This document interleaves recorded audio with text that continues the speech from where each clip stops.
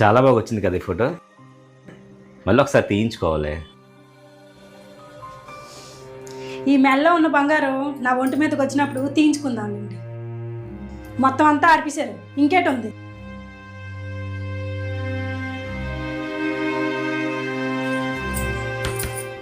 భోజనానికి రండి.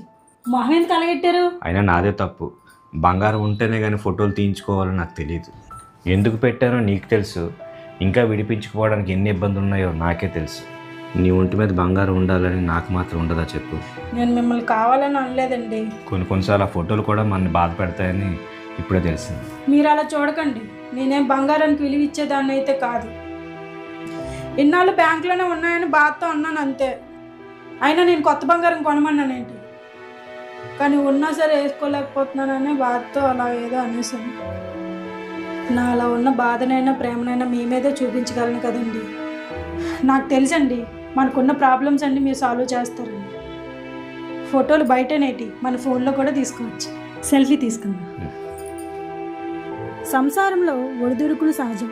దానివల్ల ఒకరినొకరు నిందించుకునే కన్నా ఆదరించుకుంటే ఏ సమస్యకైనా ఓ దారి కనిపిస్తుంది.